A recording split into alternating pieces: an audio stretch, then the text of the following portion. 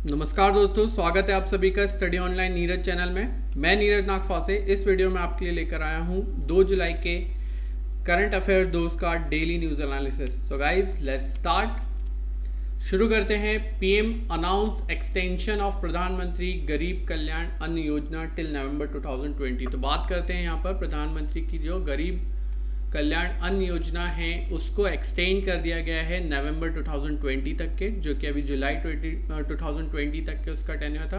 ठीक है, बात करते हैं इस के तहत एक्सटेंड करने के बाद जो गवर्नमेंट का लगभग 90,000 करोड़ रुपए यहाँ पर व्यय होने वाला है। ठीक है, बात करते हैं इसके तहत 80 करोड़ लोगों को यहाँ पर हर माह 5 किलो गेहूँ और चावल और साथ ही साथ इसके 1 किलो यहाँ पर पल्सेस या फिर बात करते हैं चना या दालें यहाँ पर हर महीने प्रोवाइड की जाएगी। ठीक है, तो 80 करोड़ परिवारों को यहाँ पर ही कराया जाएगा। ठीक है, तो बात करते हैं इसके तहत जो ऊपरी बर्डन यहाँ पर वहन करने वाली है गवर्नमेंट, वो लगभग 4600 करोड़ रुपीस का अनाज के लिए और 5000 करोड़ रुपीस का कम से कम यहाँ पर पल्सेस पे ऊपरी वहन यहाँ पर गवर्नमेंट का होने वाला है। ठीक है, तो बात करते हैं यहाँ पर प्रधानमंत्री गरीब कल्याण अन्न योजना अब नवंबर 2020 तक के एक्सटेंड कर दी गई है। मूव करते हैं नेक्स्ट न्यूज़ की तरफ। India Japan hold PASSEX naval exercise to promote understanding in Indian Ocean. ठीक है, तो यहाँ पर बात करते हैं इंडिया और जापान ने मिलकर एक पास एक्स करके नेवल एक्सरसाइज यहाँ पर परफॉर्म की है। ठीक है, जो कि कहाँ पर हुई है, मैं आप लोगों को उसका जगह का नाम अगर हम बात करें तो मालाक्का स्ट्रेट इंडियन ओशियन में। ठीक है, हिंद महासागर रीजन में ये हुआ। ठीक है, तो इसमें जो पार्टिसिपेट करने वाले हमारे शिप थे उनके नाम हम याद रख लेते हैं, जो कि बहुत ज़्यादा इंपॉर्टेंट है। राजपूत क्लास का INS जो डिस्ट्रॉयर है राणा यहाँ पर शामिल किया गया। ठीक है, बात करते हैं कोरा क्लास मिसाइल, यहाँ पर कॉवरेट INS कुलिश यहाँ पर शामिल किया गया एंड JS काशिमा TV 3508 और शीमा युखी। ठीक है, सीमा युखी यहाँ पर शामिल की गई। तो ये हमें याद रखना है कि जो 4 हमारे यहाँ पर वॉरशिप थे जो जिसने पार्टिसिपेट किया है पास एक्स नेवल एक्सरसाइज में इंडिया और जो जापान के बीच हुई थी, कहाँ पे, Malacca strait Indian Ocean region में। चलिए मूव करते हैं यहाँ पर। तो जापान की बात करते हैं तो जापान का जो कैपिटल है वो हमें पता है टोक्यो। ठीक है, और अगर यहाँ की करेंसी की बात करते हैं तो जापानी येन, शिंजो अबे यहाँ के करंट अभी क्या हैं, प्राइम मिनिस्टर है। बात करते हैं यहाँ पर अगर इंडियन नेवल स्टाफ की, जो कि चीफ ऑफ नेवी स्टाफ कौन है, एडमिरल करमबीर सिंह, और इसका हेडक्वार्टर कहाँ पर है, न्यू दिल्ली। मूव करते हैं यहाँ पर नेक्स्ट न्यूज़ पे। Central government implemented amendment in the Indian stamp act 1899 and rules from 1 जुलाई 2020। तो यहाँ पर बात करते हैं जो इंडियन स्टैम्प एक्ट 1899 है उसमें यहाँ पर अमेंडमेंट किया है किसने, गवर्नमेंट ने। ठीक है, ये गवर्नमेंट क्यों किया गया है, तो सरकार ने कर चोरी को रोकने के लिए और स्टाम्प शुल्क लगाने के लिए एक प्रॉपर यहाँ पर जो एक अमेंडमेंट किया है। इसके तहत क्या होगा, जो भी स्कीम्स होती है उसको बहुत ही आइडियली चलाने के लिए, यूनिफॉर्म वे में उसको चलाने के लिए, यहाँ पर तर्कसंगत और सुचारू रूप से बनाने के लिए वित्त विधेयक अगर हम बात करते हैं 2020 के जरिए यहाँ पर शामिल किया गया है। ठीक है, तो बेसिकली बात करते हैं तो अब जो है देखिए आप देख सकते हैं, this is the amendment are introducing a uniform rate of stamp duty on trading of shares and commodities which was being charges at different rates by different state। तो जो कि पहले हर जगह पर अलग अलग हुआ करता था, हर स्टेट में अलग अलग रेट हुआ करता था, अब उसको यूनिफॉर्म रेट में कन्वर्ट किया जा रहा है। मतलब बात करते हैं यहाँ पर महाराष्ट्र की, तो यहाँ पर महाराष्ट्र को एक आइडियल मानकर, महाराष्ट्र के रेट को आइडियल मान के ये डिसाइड किया जा रहा है। क्यों ऐसा किया जा रहा है, बिकॉज महाराष्ट्र गवर्नमेंट लगभग 70% जो स्टैम्प शुल्क आता है, स्टैम्प आता है, वो कहाँ से आता है, सिर्फ महाराष्ट्र स्टेट से आता है।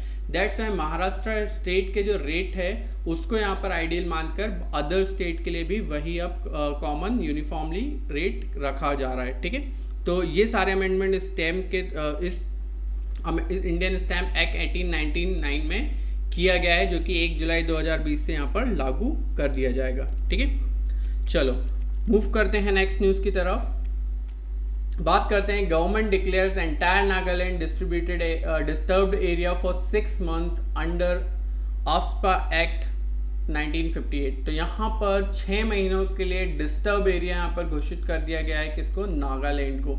ठीक है, बात करते हैं आफ्सपा एक्ट की। तो आफ्सपा एक्ट का फुल फॉर्म अगर हम देखें, arm force special powers act. ठीक है, आपको याद रखना है।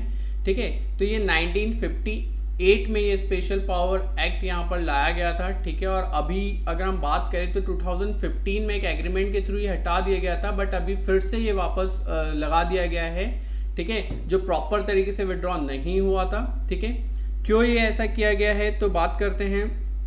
AFSPA is slammed by civil society groups, draconian camp among deteriorating law and order situation. ठीक है, तो यहाँ पर ड्रैकोनियन और डिस्टोरेटिंग जो भी यहाँ पर जो सिविल ग्रुप्स है उनकी जो बिगड़ती स्थिति है और हालात को देखते हुए यहाँ पर आफ्सपा लगाया गया है। ठीक है, आफ्सपा के तहत क्या होता है, एक पावर मिलती है आर्म फोर्स को to arrest and open fire if it is necessary to maintaining public order. ठीक है, तो एक प्रॉपर यहाँ पर पावर मिलती है स्पेशल फोर्सेस को। ठीक है, चलिए बात करते हैं नागालैंड की। तो कैपिटल है यहाँ पर कोहिमा और नेफ्यू रियो यहाँ के करंट सीएम हैं। ठीक है, तो याद रखना डिस्टर्ब एरिया यहाँ पर घोषित कर दिया गया है 6 महीने के लिए।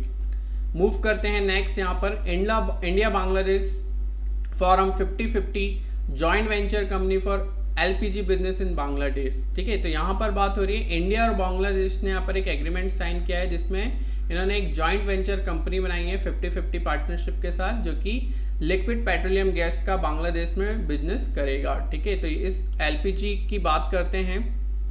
ठीक है, तो ये बांग्लादेश में इंडिया ने पॉलिसी के थ्रू, ठीक है, जो नेबरहुड फर्स्ट पॉलिसी है इंडियन गवर्नमेंट की, उसके थ्रू ये क्या करेगा, एक north eastern India through pipeline के थ्रू यहाँ पर क्या करेंगे, बिजनेस करेंगे, जिससे क्या होगा, जो कॉस्ट है यहाँ पर एलपीजी गैस की वो वहाँ के कस्टमरों के लिए, बांग्लादेश के कस्टमर के लिए कम होगी। ठीक है, रिड्यूस करने के लिए ये जॉइंट वेंचर यहाँ पर स्टार्ट किया गया है इंडिया और बांग्लादेश के तहत। ठीक है, बात करते हैं इंडियन ऑयल कॉरपोरेशन की। ठीक है, तो हेडक्वार्टर न्यू दिल्ली में है, और अगर हम बात करते हैं इसके चेयरमैन की, तो श्रीकांत माधव वैद्य इसके चेयरमैन हैं। और बैक्सिमको जो कि एलपीजी डिस्ट्रीब्यूशन कंपनी है बांग्लादेश की, जिसके हेडक्वार्टर ढाका बांग्लादेश में है, और मृणाल रॉय इसके करंट चीफ एग्जीक्यूटिव ऑफिसर है। और अगर हम बात करते हैं ministry of petroleum and natural gas, तो धर्मेंद्र प्रधान अभी करंट मिनिस्ट्री है जिनके पास petroleum gas and natural gas की। चलो मूव करते हैं next, NITI Aayog in collaboration with RMI release towards a clean energy economic report. ठीक है, तो यहाँ पर बात कर रहे हैं आरएमआई रॉकी माउंटेन इंस्टीट्यूट, ठीक है, जिसने नीति आयोग के साथ कोलैबोरेट किया है और बताया है, यहाँ पर एक रिलीज किया है towards a clean energy economy report. मतलब आगे जाके हम किस तरीके से इस क्लीन इकोनॉमी को यहाँ पर सस्टेन मेंटेन कर सकते हैं। ठीक है, तो towards a clean energy economy post covid opportunities for India energy and mobility sectors. तो किस तरीके से हम इसे आगे ट्रांसफॉर्म कर सकते हैं। बेसिकली हमें पता है कि ट्रांसपोर्ट एंड पावर सेक्टर में, ठीक है, सबसे ज़्यादा यहीं पर हमें ज़रूरत होती है। तो किस तरीके के प्रिंसिपल और फ्रेमवर्क्स बनाए जाएंगे जिससे कि क्या हो सकता है, आगे भी इस तरीके से हमने देखा है कि जब कोविड-19 पैंडेमिक आया है तो उस टाइम पे हमने देखा कि काफ़ी ज़्यादा पॉल्यूशन यहाँ पर कम हुआ है। ठीक है, तो और ट्रांसपोर्टेशन और बाकी सारी चीज़ों पे जो इफेक्ट पड़ा है डिमांड एंड सप्लाई का, उन सबको वापस कैसे रेगुलरली मेंटेन किया जा सके, इसके लिए एक रिपोर्ट यहाँ पर रॉकी माउंटेन इंस्टीट्यूट और नीति आयोग ने यहाँ पर बनाई है। ठीक है, तो बात करते हैं नीति आयोग की, तो फुल फॉर्म है national institute for transforming India. ठीक है, जो कि योजना आयोग की जगह पर लाया गया था। आरएमआई की बात करते हैं तो ये एक इंडिपेंडेंट नॉन प्रॉफिट ऑर्गेनाइजेशन है जिसका मेन पर्पस क्या है, India's transition to clean prosperous and inclusive energy for the future. ठीक है, ये इसका मेन मोटिव है। ठीक है, हेडक्वार्टर की बात करते हैं तो new Delhi, prime minister Narendra Modi NITI Aayog के चेयरमैन हैं। हमेशा याद रखना, जो भी पीएम होता है वो ही नीति आयोग का चेयरमैन होता है। सीईओ की बात करें तो अमिताभ कांत, और हेडक्वार्टर यहाँ पर न्यू दिल्ली में है। चलिए बात करते हैं Indian Oil NTPC Limited and SDMC ने एक यहाँ पर MOU साइन किया गया है waste to energy plant in New Delhi. ठीक है, तो यहाँ पर एक वेस्ट से एनर्जी प्लांट बनाया जाएगा। ठीक है, कहाँ पर? न्यू दिल्ली में। तो बात करते हैं ये कहाँ पर बनाया जाएगा, तो आपको याद रखना है एट ओखला इन न्यू दिल्ली। ठीक है, तो कौन कौन ने कोलैबोरेट किया है इस MOU में, किस किस ने MOU साइन किया है? तो Indian oil corporation, NTPC limited and south Delhi municipal corporation, जिसकी बात करते हैं SDMC, इन्होंने क्या किया है? वेस्ट टू एनर्जी प्लांट यहाँ पर बनाया जा रहा है ओखला दिल्ली में। ठीक है, तो बेसिकली ये क्या करेगा? एक गैसिफिकेशन टेक्नोलॉजी है। ठीक है, वेस्ट को गैसिफिकेशन टेक्नोलॉजी के थ्रू क्या करेगा? गैस में कन्वर्ट करेगा। ठीक है, जिससे क्या होगा कि gas generated from the waste help in cutting import of petroleum. तो यहाँ पर जो भी पेट्रोलियम का इंपोर्ट है वो कम होगा और सेव्स प्रीशियस फॉरेन एक्सचेंजेस, यहाँ पर उसको सेव करने में मदद मिलेगी। ठीक है, और साथ ही साथ अगर हम बात करते हैं इसका रिजल्ट क्या होगा? Less emission, provide usable residues. ठीक है, तो ये भी इसका फायदा मिलने वाला है। तो ये स्टार्ट किया गया है, इन तीनों ने मिलकर MOU साइन किया है और ओखला न्यू दिल्ली में ये बनाया जा रहा है। बात करते हैं यहाँ पर NTPC की, तो न्यू दिल्ली में हेडक्वार्टर है और चेयरमैन करंट MD जो है गुरदीप सिंह है। और इंडियन ऑयल कॉरपोरेशन की बात करते हैं तो यहाँ पर न्यू दिल्ली में इसका हेडक्वार्टर है और श्रीकांत माधव वैद्य इसके करंट चेयरमैन है। मूव करते हैं नेक्स्ट न्यूज़ की तरफ। Giriraj Singh launches the first edition of Matsya Sampada fisheries and aquaculture, यहाँ पर स्टार्ट किया है। ठीक है, तो यहाँ पर स्कीम लॉन्च की गई है प्रधानमंत्री मत्स्य संपदा योजना। ठीक है, जो कि किसके लिए है? जो भी हमारे फिशरीज और एनिमल हस्बेंड्री और डेयरिंग जो भी इसमें प्रोडक्शन करते हैं, जो भी इसमें यहाँ पर जो बिजनेस करते हैं, उन लोगों के लिए यहाँ पर ये लॉन्च किया गया है। तो इसमें एक स्पेशल गाइडलाइन यहाँ पर प्रोड्यूस की गई है इस योजना के तहत। तो ये किसके द्वारा की गई है? जो हमारे Ministry of Fisheries, Animal and Husbandry and Dairying है, जो कि है कौन? गिरिराज सिंह, इन्होंने इसे लॉन्च किया है। बात करते हैं मिनिस्ट्री ऑफ स्टेट, इसके अंडर में कौन है? संजीव कुमार बाल्यान। मूव करते हैं नेक्स्ट। HRD मिनिस्टर ने यहाँ पर लॉन्च किया है world first online BSc degree in programming and data science prepared by IIT Madras. ठीक है, तो यहाँ पर बात करते हैं HRD मिनिस्टर ने लॉन्च किया है एक वर्ल्ड की पहली ऑनलाइन BSc डिग्री प्रोग्राम, जो कि IIT मद्रास के द्वारा तैयार किया गया है। तो आपको याद रखना है ये IIT मद्रास के द्वारा तैयार किया गया है। ठीक है, जिसके तहत क्या हो सकता है? 11.5 मिलियन जॉब अपॉर्चुनिटीज यहाँ पर प्रोड्यूस होगी। कब तक? 2026 तक के। बात करते हैं इसके फी स्ट्रक्चर की, तो ये 3 फेज में यहाँ पर ये 3 लेवल्स हैं इस कोर्स के, जो कि टोटल कॉस्ट अगर इसकी बात करें तो 2,42,000 इसकी टोटल फीस है। अगर हम फाउंडेशन कोर्स की बात करते हैं तो 32,000, डिप्लोमा लेवल की बात करते हैं तो 1,12,000 और डिग्री लेवल की बात करते हैं तो 1 लाख यहाँ पर इस कोर्स की फीस रखी गई है। ठीक है, तो याद रखना है आपको, फर्स्ट ऑनलाइन BSc, वर्ल्ड का पहला ऑनलाइन BSc डिग्री प्रोग्राम है। किस पे? डेटा साइंस पे, जो कि प्रिपेयर किया है किसने? IIT मद्रास ने। ठीक है, चलिए मूव करते हैं नेक्स्ट। यहाँ पर government to release commemorative stamp to honour former prime minister PV Narasimha Rao. ठीक है, तो यहाँ पर PV नरसिम्हा राव के सम्मान में एक कॉमरेटिव स्टैम्प यहाँ पर गवर्नमेंट ने रिलीज किया है। ठीक है, बात करते हैं PV नरसिम्हा राव की, तो जिसे हम क्या कहते हैं? Father of Indian economic reform. ठीक है, भारत के आर्थिक सुधार का जनक जिन्हें हमें कहा जाता है, अगर हिंदी में बात करें, father of Indian economic reforms. ठीक है, जो कि हमारे 9th प्राइम मिनिस्टर थे। ठीक है, याद रखना है आप लोगों को। और ये पहले हमारे ओनली नॉन गांधी परिवार के प्राइम मिनिस्टर थे और ये पहले साउथ इंडिया से हमारे प्राइम मिनिस्टर चुने गए थे। ठीक है, तो ये चीज़ आपके लिए बहुत इंपॉर्टेंट है। बात करते हैं कॉमरेटिव स्टैम्प्स क्या होता है। It is a limited issue stamp. ठीक है, पोस्टल स्टैम्प, जो कि सिर्फ किसके द्वारा? कलेक्टर के द्वारा। और किस किस के लिए दिया जाता है? किसी प्लेस, इवेंट या फिर पर्सन या फिर कोई हिस्टोरिक इम्पोर्टेंस हो, उनके ऑनर में ये रिलीज किया जाता है और ये कलेक्टर के द्वारा और ऑक्शन के थ्रू ऑनलाइन इसे बेचा जाता है। ठीक है, तो याद रखना है आपको, हमारे प्राइम मिनिस्टर भूतपूर्व PV नरसिम्हा राव के ऑनर में, सम्मान में ये रिलीज किया गया। नेक्स्ट बात करते हैं इंटरनेशनल अफेयर की न्यूज़ से। UNGA president Tijjani Muhammad Bande, जिन्होंने यहाँ पर एक अलायंस लॉन्च किया है, alliance for poverty reduction. India joins as a founding member. ठीक है, तो बात करते हैं यहाँ पर जो तिजानी मोहम्मद बांदे हैं, जिन्होंने लॉन्च किया है, जो UNGA के प्रेसिडेंट हैं, इन्होंने लॉन्च किया है गरीबी उन्मूलन गठबंधन के जो संस्थापक सदस्य के रूप में भारत को शामिल किया गया है इसमें, ठीक है। तो 74th यहाँ पर जो यूनाइटेड नेशन की जो बैठक थी, असेंबली थी, ठीक है, उसमें ये किया गया है। और इसका मेन फोकस क्या है, on efforts to boost the global economy and eradicate poverty after कोविड-19 पैंडेमिक, ठीक है। तो कोविड-19 पैंडेमिक के बाद से जो भी प्रॉब्लम्स इश्यूज रहे हैं उन सबको बूस्ट करने के लिए, इकोनॉमी को बूस्ट करने के लिए ये जो असेंबली है ये रखी गई थी, ठीक है। तो बात करते हैं यहाँ पर अगर इसके की पॉइंट्स की, तो अगर हम देख रहे हैं तो 271 मिलियन पीपल, ठीक है, इंडिया में 271 मिलियन पीपल जो हैं 2006 से 16 के बीच में जो पॉवर्टी लाइन से अब मूव कर चुके हैं, ठीक है, जो पॉवर्टी लाइन से अब ऊपर उठ चुके हैं, ठीक है। बट अगर बात करते हैं 2.1 बिलियन पीपल अभी भी जो है क्लासिफाइड है किसमें, पुअर अक्रॉस द ग्लोब, पूरी अगर विश्व की बात करें तो, जिसमें 767 मिलियन जो कि एक्सट्रीमली पॉवर्टी लेवल के नीचे आते हैं, ठीक है। बात करते हैं अगर हम यहाँ पर कि 60% से अधिक जो मनी है, ठीक है, या फिर बात करता हूँ जो भी एसेट्स हैं वो किसके पास है, लगभग विश्व के 2000 जो अरबपति हैं, सिर्फ उन लोगों के पास क्या है, 60% से अधिक जो पूरे विश्व का जो मनी या फिर मैं बात करूं जो भी संपत्ति है, धन संपत्ति, वो सिर्फ 2000 अरबपतियों या मिलीनियर्स के ही पास है। तो आप देख सकते हैं कि यहाँ पर इस तरीके से कितना ज़्यादा यहाँ पर पॉवर्टी का अक्रॉस द ग्लोब यहाँ पर देखने को मिलता है, ठीक है।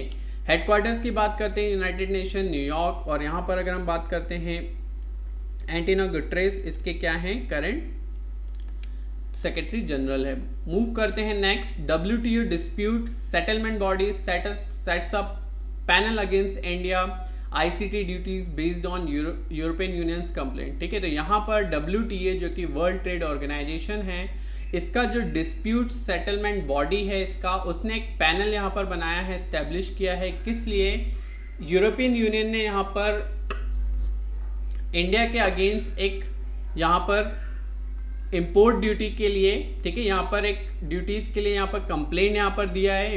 यूरोपियन यूनियन ने यहाँ पर एक कंप्लेंट की है किसके लिए, किसके अगेंस्ट, इंडिया के अगेंस्ट, कि इंपोर्ट ड्यूटी जो कि ICT मतलब इंफॉर्मेशन एंड कम्युनिकेशन टेक्नोलॉजी के जो प्रोडक्ट्स होते हैं, लाइक हम बात करें फ़ोन, कैमरा, हेडफोन या फिर ईयरफोन, इन पे जो इम्पोज ड्यूटी है वो काफ़ी ज़्यादा इंडिया के द्वारा लगाई जा रही है। बेसिकली अगर बात करें तो India up to 20% impose duty इन पे चार्ज करता है, और इसकी वजह से क्या हो रहा है, 400 मिलियन जो यूरोज है, ठीक है, एनुअली ये ज़्यादा अफेक्ट कर रहा है किसको, यूरोपियन यूनियन को। तो दैट्स वाई इसने क्या किया है, कंप्लेंट किया है, और इसके लिए जो WTO की डिस्प्यूट सेटलमेंट बॉडी है उसने एक यहाँ पर पैनल बनाया है। बात करते हैं WTO की, तो जेनेवा स्विट्जरलैंड में हेडक्वार्टर है।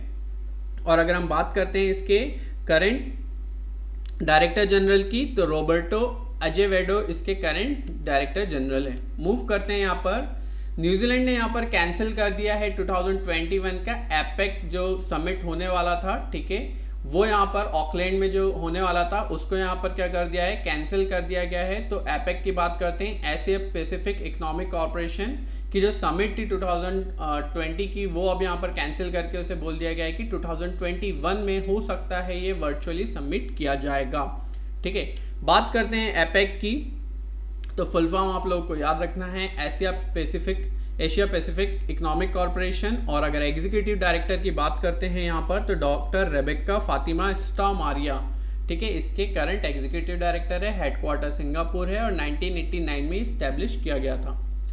बात करते हैं Uganda, first African country to submitted result REDD D+ to UNFCCC, ठीक है। तो यहाँ पर बात हो रही है, सबसे पहले हम बात करते हैं रेड D+ है क्या, तो reducing emission for deforesting and forest degradation को हम कहते हैं शॉर्ट में रेड D+, ठीक है।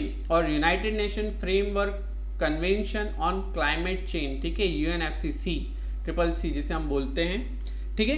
तो जो युगांडा है, ठीक है, उसने पहला युगांडा ऐसी कंट्री है जिसने रेड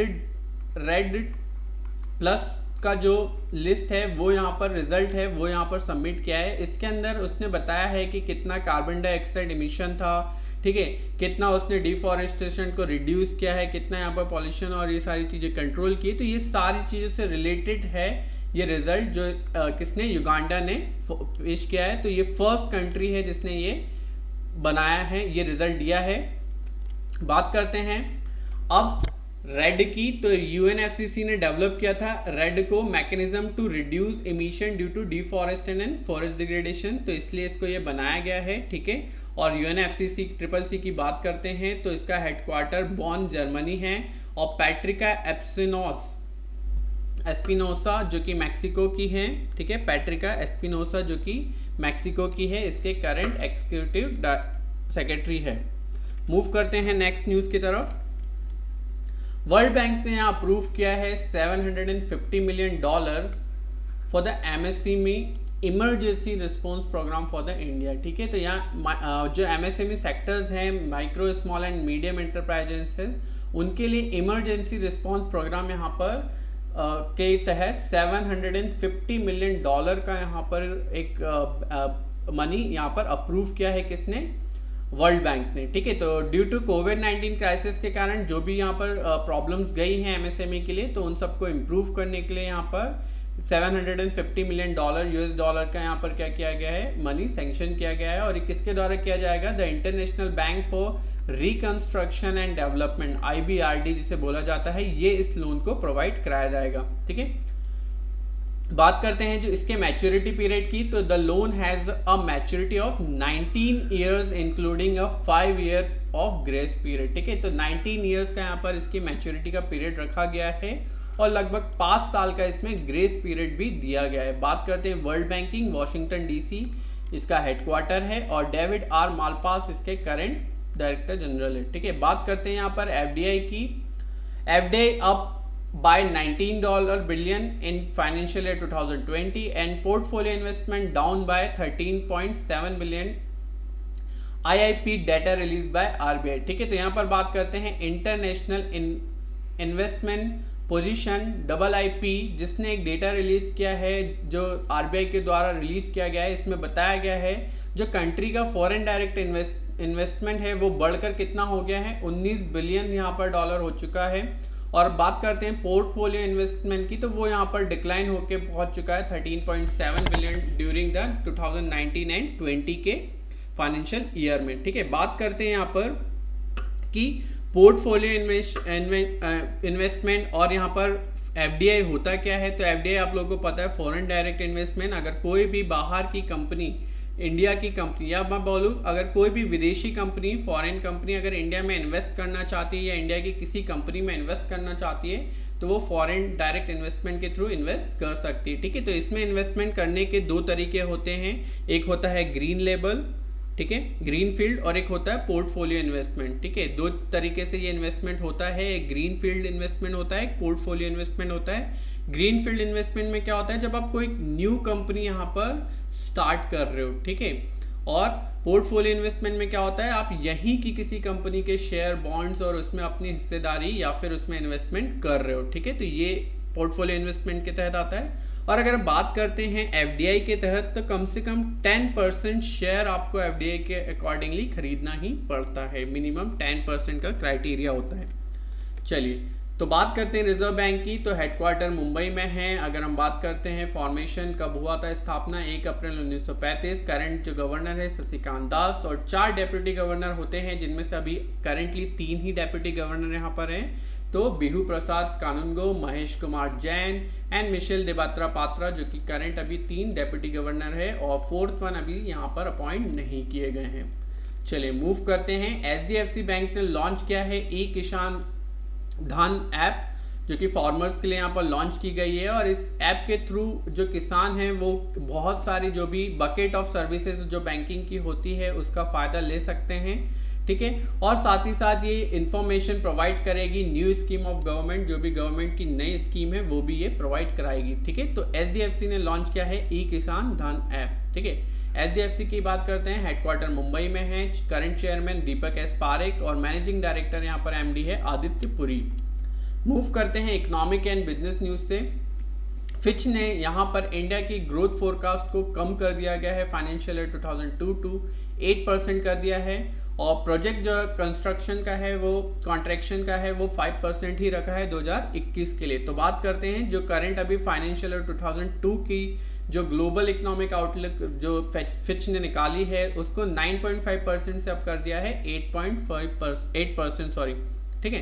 तो फाइनेंशियल ईयर 2021 टू 22 के लिए यहाँ पर 8% रखा है, ठीक है, ग्रोथ फोरकास्ट। और जो प्रीवियसली एस्टिमेशन था 5% decline in the economy during the current financial year, वो अभी उसमें कोई भी चेंज यहाँ पर नहीं किया है, ठीक है।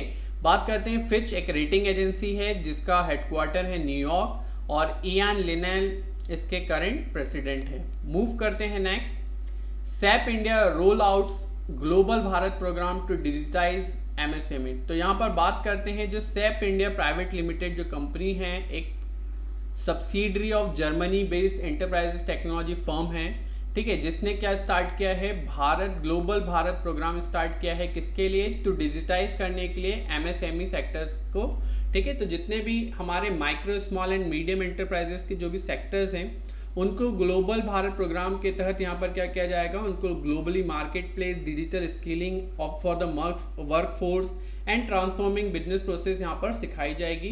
तो बात करते हैं ये जो हमारी Germany based enterprise technology firm है सैप इंडिया प्राइवेट लिमिटेड, इसने किसके साथ पार्टनरशिप किया है इसके लिए, नेस्कॉम फाउंडेशन, साथ ही साथ यूनाइटेड नेशन डेवलपमेंट प्रोग्राम, और बात करते हैं प्रथम इन्फोटेक फाउंडेशन जिन्होंने मिलकर इस प्रोग्राम के लिए यहाँ पर पार्टनरशिप किया है। बात करते हैं सैप इंडिया प्राइवेट लिमिटेड की, तो लोकेशन है बेंगलुरु, इसका जो हेडक्वार्टर है कर्नाटका में, और प्रेसिडेंट एंड एमडी जो है करंट इसके देवदीप सेन गुप्ता इसके करंट प्रेसिडेंट और एमडी है। मूव करते हैं नेक्स्ट न्यूज़ की तरफ, अवार्ड एंड रिकॉग्नाइजेशन की तरफ। तो इंडिया का artificial intelligence enabled my governor corona help desk ने यहाँ पर जीता है 2 global award for the 4th annual CogX 2020 के अंदर, ठीक है।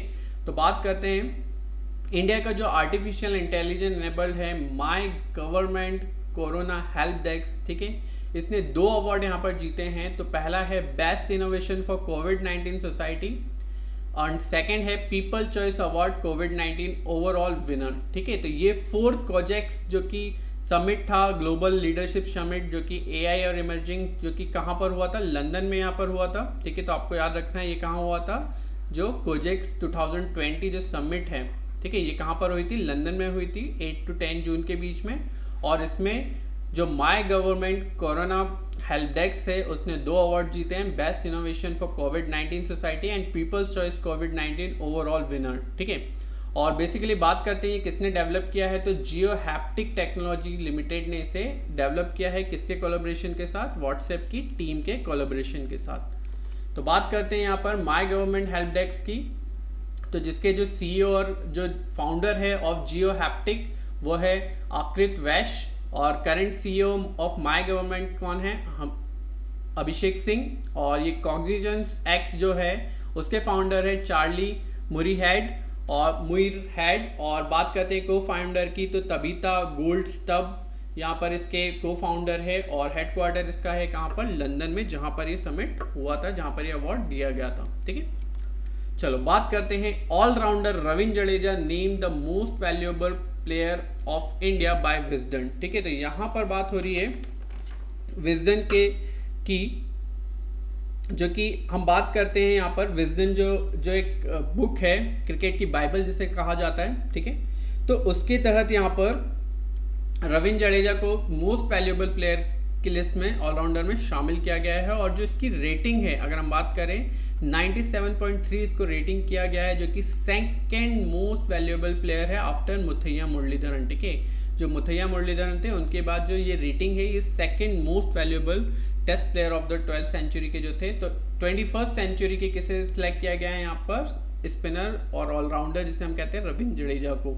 बात करते हैं, अभी हमने लास्ट टाइम पे देखा था, मैंने आप लोगों को लास्ट टाइम पे एक क्वेश्चन बताया था जो कि कल की ही बात थी, विजडन के जो एम्पायर पैनल था, एलिट एम्पायर पैनल, उसमें किसको शामिल किया गया है, जो इंडिया के यंगेस्ट थे ये आपको मुझे कमेंट सेक्शन में बताना है। अगर जिसको नहीं पता है तो प्लीज़ मैंने यहाँ पर डिस्क्रिप्शन में लिंक दी है मेरी प्रीवियस डे की, मतलब 1 जुलाई की, ठीक है। तो आप उस न्यूज़ को ज़रूर पढ़िए, वहाँ पर आपको इसका आंसर मिल जाएगा, ठीक है। तो आप लोगों को बताना है विजडन की जो एलीट एम्पायर पैनल है उसमें किसको थर्ड एम्पायर जो इंडिया के हैं जो शामिल किए गए हैं, और वो इंडिया के सबसे यंगेस्ट एम्पायर है जिनकी एज 36 ईयर ओल्ड ही है, ठीक है। तो ये आपको मुझे कमेंट सेक्शन में बताना है। और जिसको नहीं पता है वो 1 जुलाई का मैंने यहाँ पर डिस्क्रिप्शन में लिंक दिया है, आप वहाँ से जाकर उसका आंसर देख सकते हैं। चलिए बात करते हैं बीसीसीआई के करंट प्रेसिडेंट की। तो सौरभ गांगुली इसके करंट प्रेसिडेंट है, और हेडक्वार्टर की बात करते हैं मुंबई महाराष्ट्र में। मूव करते हैं न्यू अपॉइंटमेंट एंड रेजिग्नेशन की। तो राजकिरण राय जी जो कि यूनियन बैंक के एमडी और सीईओ का जो इनका टेन्योर है वो यहाँ पर एक्सटेंड कर दिया है 2 साल के लिए। तो आपको याद रखना है राजकिरण राय जी जो कि यूनियन बैंक के एमडी और सीईओ टर्म उनका एक्सटेंड कर दिया है 2 साल के लिए। बात करते हैं यूबीआई का हेडक्वार्टर है मुंबई महाराष्ट्र, और chairman and part time non official जो डायरेक्टर है इसके वो केवल हांडा है। बात करते हैं रविंद्र भास्कर जिनको यहाँ पर चार्ट दिया गया है CEO of central board of film certification का, ठीक है। तो आपको याद रखना है रविंद्र भास्कर को कौन सा एडिशनल यहाँ पर चार्ज दिया गया है, CEO of central board of film certification का। बात करते हैं central board of film certification जिसका हेडक्वार्टर है मुंबई में, और करंट जो चेयरपर्सन है इसके वो है प्रसून जोशी। नेक्स्ट यहाँ पर न्यूज़ है श्रीकांत माधव वैद्य को यहाँ पर चार्ज दिया गया है chairman of Indian oil corporation का। तो आपको याद रखना है श्रीकांत माधव वैद्य जो कि इंडियन ऑयल कॉरपोरेशन के नए चेयरमैन का यहाँ पर इन्हें चार्ज दिया गया है, ठीक है। और इन्होंने किसको सक्सीड किया है, संजीव सिंह को इन्होंने सक्सीड किया है। मूव करते हैं इंपॉर्टेंट डेज की तरफ। तो बात करते हैं 1 जुलाई को सेलिब्रेट किया जाता है नेशनल डॉक्टर्स डे, ठीक है। तो इंडियन मेडिकल एसोसिएशन ने पहला जो नेशनल डॉक्टर्स डे बनाया था वो 1 जुलाई 1991 को बनाया था, और जितने भी डॉक्टर्स और फिजिशियंस हैं इनकी 24/7 सोसाइटी के लिए जो सर्विसेज है इसके ऑनर में, इसके सम्मान में ये डे यहाँ पर डिसाइड किया गया है। किसके द्वारा, आईएमए के द्वारा, इंडियन मेडिकल एसोसिएशन के द्वारा।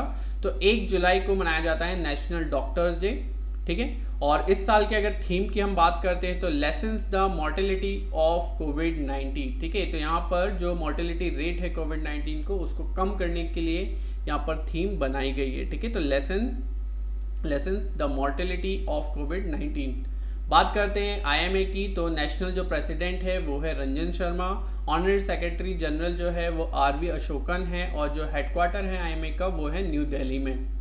मूव करते हैं एक और इम्पॉर्टेंट यहाँ पर डेट की। तो यहाँ पर national chartered accountant day celebrate किया गया है 72nd, जो कि सेलिब्रेट किया गया है कब, 1 जुलाई को। तो आपको याद रखना है नेशनल चार्टेड अकाउंटेंट डे कब सेलिब्रेट किया जाता है, जुलाई 1 को, ठीक है।